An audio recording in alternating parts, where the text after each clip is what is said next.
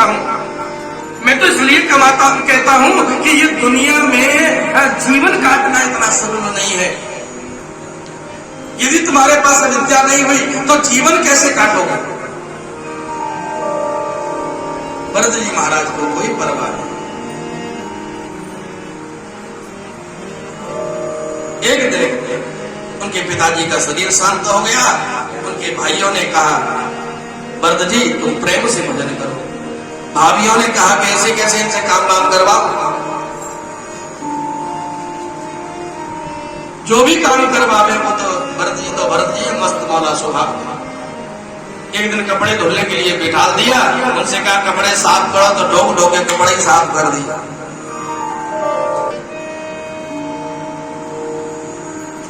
खेती करवाने के लिए गए तो एक ही जगह पर जोतते रहे। फसल पक गई तो भाइयों ने कहा कि भरत जी तुम एक काम करो कि खेतों पे जाओ, पक्षियों को देखो। अब भूल गए कि कहना क्या है। अब औरों से खेतों से भगा भगा करके अपने खेत में ला रहे। हम भैया ने कहा पक्षी देखो। एक ही दिन में पूरा खेत साफ।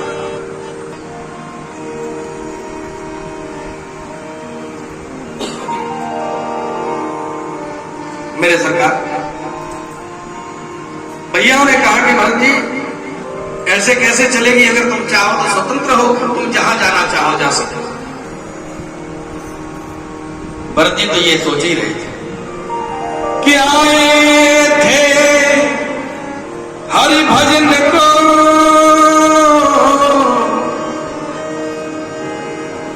आए थे हरि भजन को, लौटन लगे कपास।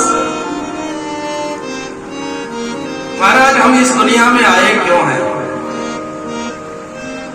और हम जिस उद्देश्य से भजन करने के लिए आए हैं और ये भी भजन न करें। मेरे सरकार भरत जी महाराज कि तुलसी बिरवा बाग की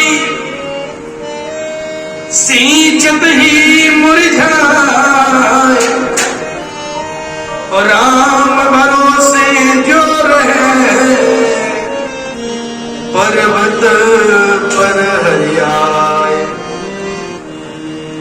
मेरे सरकार भगवान के भरोसे जो रहता है वह कभी दुखी नहीं रहता।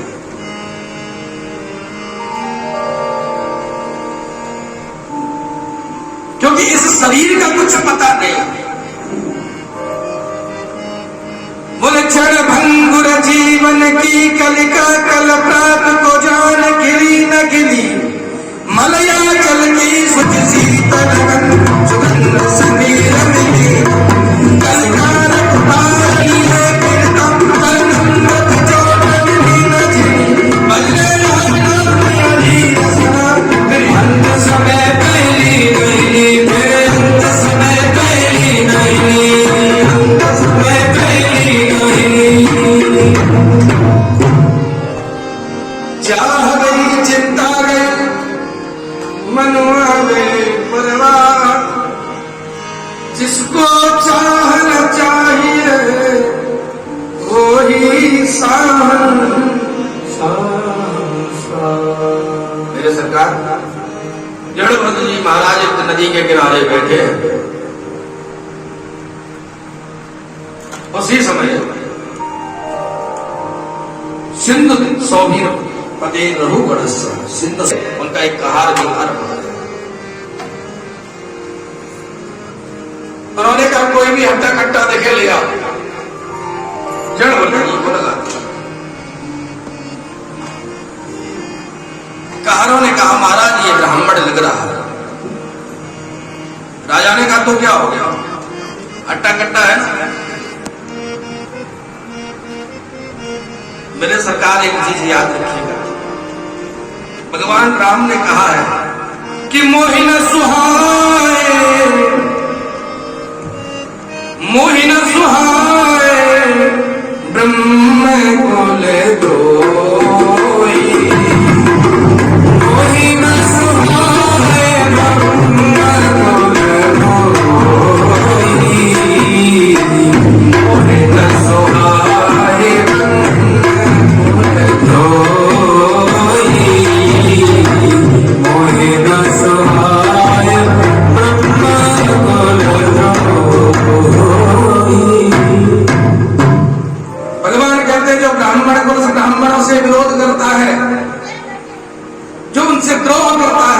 और मुझे स्वप्न में भी नहीं पा सकते।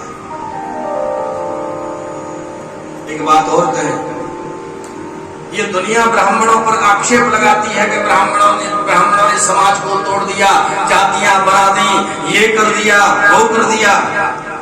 अरे मेरे सरकार, ब्राह्मणों ने कभी किसी को तोड़ना नहीं सीखा, अगर सीखा है तो सिर्फ जोड़ना सीखा है।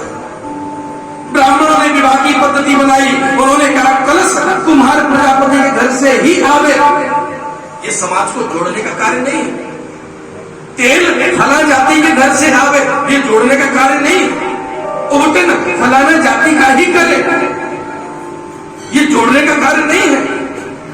अगर बेटा पैदा हो गया तो सोबर में नाल जो काटने का काम है वो फला व्यक्ति करे, ये जोड़ने का काम नहीं है। वो चाहता तो ये कह सकता था कि कोई नहीं करेगा,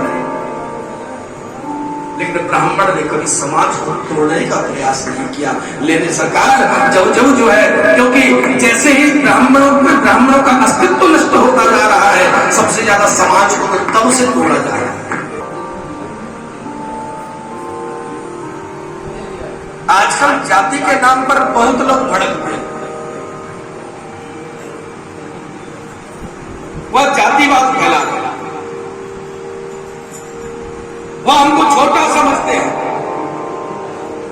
जाति प्रमाण पत्र जब आप बनवाते हो तब तो शर्म नहीं लगती, आरक्षण लेने में शर्म तो नहीं लगती, नौकरी में 60% में नौकरी लेने में शर्म तो नहीं लगती। सवर्ण के 92% है, फिर भी नौकरी नहीं मिलती, और तुमको 40% में नौकरी मिलती है, तब तो शर्म नहीं लगती। तब नहीं कहते कि हम बराबर के हैं, हम क्यों जो है 40% में सर्विस ग्रहण करें। ये जिसने भी चालू किया है उनसे तो कुछ नहीं कहेंगे, बस ब्राह्मणों पर जाति का ये बात। अच्छा एक बात बताइए, ब्राह्मण लोग यज्ञ कराते हैं, ब्राह्मण लोग जब यज्ञ कराए, जितने भी यज्ञ कराए सनातन में, हमारे यहां वर्ण कितने हैं? ब्राह्मण, क्षत्रिय, वैश्य और शूद्र। यज्ञ कराया तो सबसे पहले लाभ नीचे से होता है। आप यज्ञ कराने जाओ, बांस की यज्ञशाला बनवाओगे, कौन काटेगा? शूद्र। मंडप कौन छाएगा? शूद्र। मिट्टी कौन डालेगा? शूद्र। कारीगरी कौन करेगा? शूद्र। हवन कुंड कौन बनाएगा? शूद्र। लाभ हुआ। दूसरा लाभ, अब पंडित जी ने पर्चा बनाया, जितनी बड़ी यज्ञ उतना बड़ा पर्चा पहुंचा सेठ जी के पास, और दूसरा लाभ कैसे? तीसरा जो यजमान स्वयं करा रहा है उसको तो लाभ मिलना है।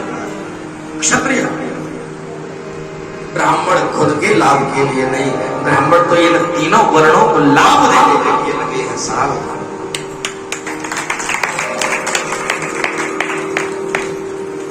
भला तुम एक किसी आचार्य को दक्षिणा में क्या दे सकते हो? आप समझते हो कि हमने जो भी मुद्रिका दी, जो भी धन दिया, जो भी आपने दिया वो पर्याप्त है? कदापि पर्याप्त नहीं हो सकता, क्योंकि सी समुड़ाए गुरु मिले तो सस्ता जान। यदि हमें ज्ञान सिर एक हाथ पर सिर रख करके दूसरे हाथ पर हमें ज्ञान मिल जाए, समझ लेना हमें सस्ता मिल गया। तुम चाहते हो हमने धन से उसको बराबर कर दिया? अरे मेरे सरकार, हम लोग चरणों में दुख भेंट प्रदान करते हैं।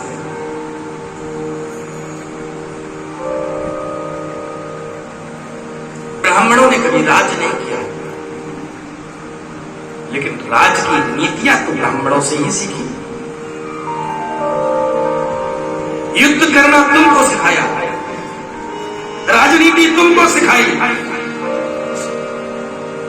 लेकिन खुद कभी राज नहीं किया। इससे बड़ा बलिदान ब्राह्मणों का और क्या होगा साहब? दधीची महाराज ने तो अपनी हड्डियां तक बलिदान